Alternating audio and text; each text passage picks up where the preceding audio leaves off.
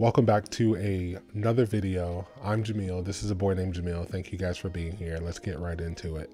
About a year ago, the A7S3 came out, a camera that everyone had been waiting for years, and they begged Sony to just release it because I think in the back of everyone's minds, they knew that it was going to be the video camera that not only the A7S2 was, but leaps and bounds more with, redesigns and things like that, higher frame rates. And Gerald Dundon had this to say about it. It's essentially the perfect camera, and it gets my highest recommendation.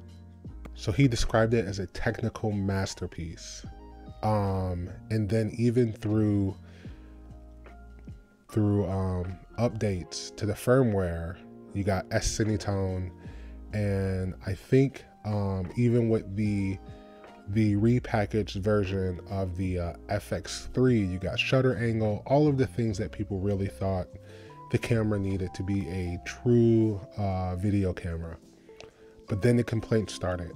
Oh, it's only 12 megapixels, so it's not really a hybrid camera, which it never intended to be. And then people complain about the price. $3,500 is, too expensive for this camera. And so then came, and everyone knew it was coming. Well, I'm just gonna wait, to see what happens with the A7IV, because I think that people believed that they would be able to get all of the things that the A7S3 had, in a cheaper body. So here we are on the cusp of the announcement of the A7IV, and the complaints have already started. And so all signs point to the A7IV being released October 21st or sometime around that. And that's based on whether or not Sony can get enough chips to get enough demo units out to, the people who will be reviewing them and stuff like that. And so with the release, with us being on the cusp of the release, here are some of the specs that have been rumored for the A7IV. It's supposed to be 33 megapixel sensor, 15 stops of dynamic range. The EVF is supposed to be updated to 3.69 million dots, and also finally the LCD is supposed to be improved also to 1.5 million dots or something like that. The 4K video is downsampled from 7K. It's supposed to have some sort of 4K 60, 5 stops of IBIS. I'm reading from my notes here. It's supposed to have active steady shot. It's supposed to be redesigned into the A7R4 body, which is the same as the A7S3 body, the same as the A1 body. It's going to have a full-size HDMI input and output. It's going to have the fully articulating screen.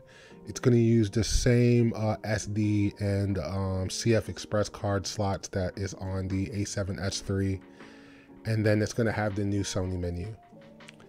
And so I think all of that is supposed to be packaged around $2,500, which I only need to know one other thing to make me pre-order this camera right out of the gate, because I don't care, and this is me personally, I'm not speaking for anyone else, but for me, if this camera shoots 4K 60, I don't even care if it's cropped. If it shoots 4K 60 and they're saying that it's going to have this full size HDMI, and then all I need to know is whether or not it's going to be 10-bit. If it's 10-bit, if it has 10-bit color, I'm sold on it. For $2,500 for 4K full size HDMI, I'm sold on the camera.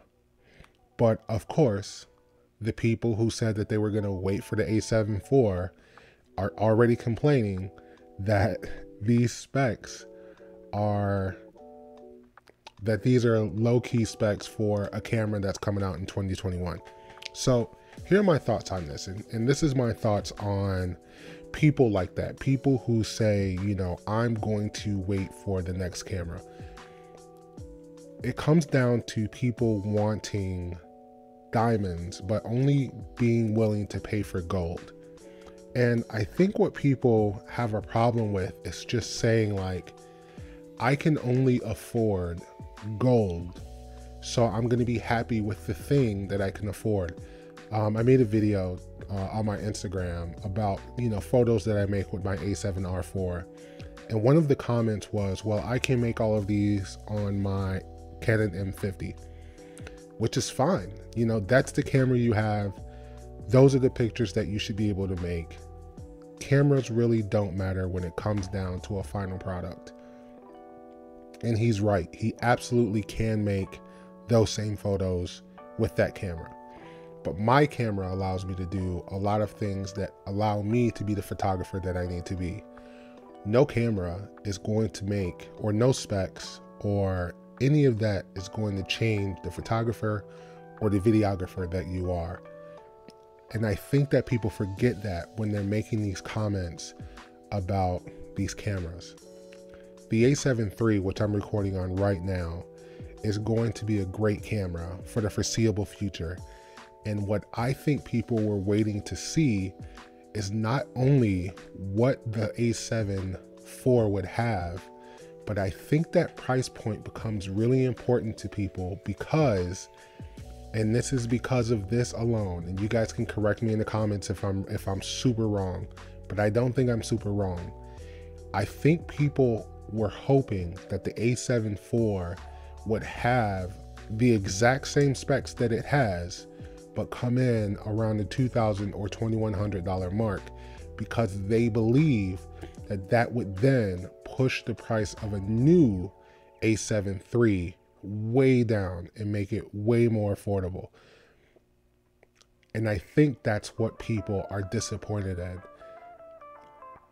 I am never going to be a person who, you know, shames people for the gear that they have or shames people for the amount of money that they can spend on gear, because none of that stuff matters.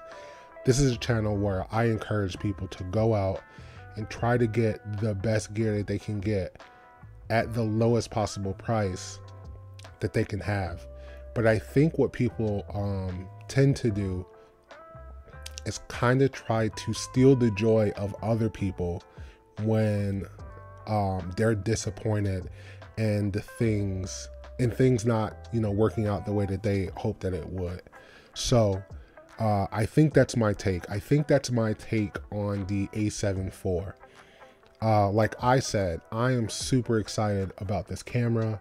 I love my A7 III, and save for the smaller grip and the flappy doors and the 8-bit color and the teeny tiny HDMI out, those are my only problems that I have with the A7 III. And so I think that this A7 IV, especially at this price point, is going to be a major leap for the people who have been waiting to see what Sony was going to do with this A7 IV.